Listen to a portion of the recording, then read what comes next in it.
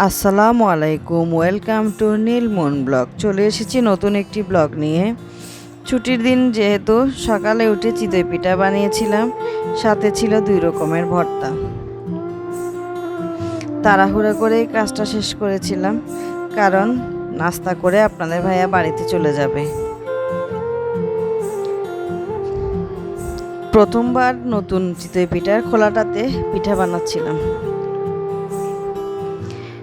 তাড়াতাড়ি করে উঠে ওনাকে পিঠা বানিয়ে দিচ্ছিলাম, যেহেতু উনি পিঠা খেয়ে বাড়িতে চলে যাবে। আলহামদুলিল্লাহ, পিঠাগুলো বেশ ভালোই হয়েছিল। এরপরে ঘুম থেকে ওঠার পর মনকে পিঠা খাইয়ে দিচ্ছিলাম। একটা ছিল সরিষা ভর্তা আর একটা ছিল কাঁচামরিচ আর রসুনের ভর্তা।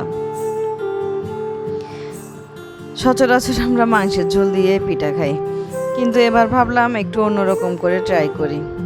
আপনাদের ভাইয়াকে বিদায় দিয়ে দিলাম, বাচ্চাদেরকে নাস্তা করিয়ে নিলাম। এরপরে গ্রাম্য পণ্য থেকে কিছু শুটকি অর্ডার করেছিলাম। শুটকিগুলো চলে এসেছে।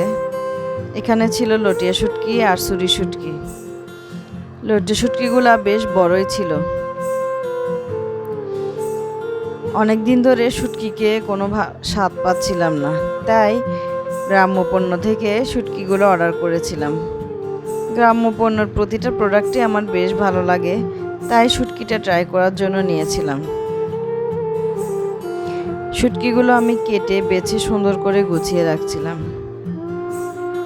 শরীরটা পরিপূর্ণভাবে সুস্থ না হলেও নিজেকে সুস্থ রাখার ভালো রাখার চেষ্টা করছিলাম। এই ওয়ালমেটটা আমার অনেক শখের একটা ওয়ালমেট। এই ওয়ালমেটটা করেছিলাম 2002 সালে। এটার পূর্ণতা পেল এতগুলো বছর পরে। এটা মানে বাঁধানোর মতো সুযোগ পাচ্ছিলাম না।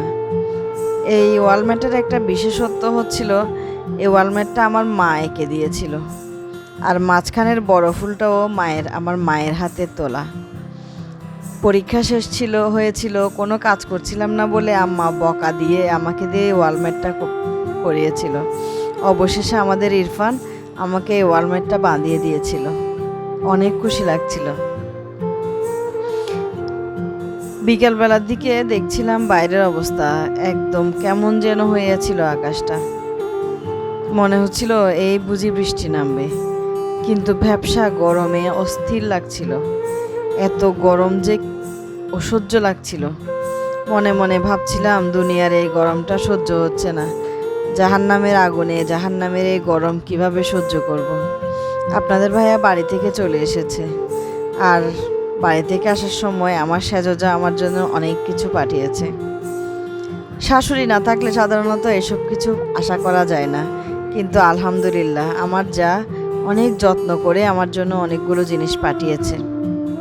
এই যে ভাবির ঘরের পালা, হাঁসের ডিম, গাছের আম, এই ভ্যাট বেগুনগুলো ছিল আমার গাছের, আপনাদের ভাইয়া আমার জন্য তুলে এনেছে, আলহামদুলিল্লাহ।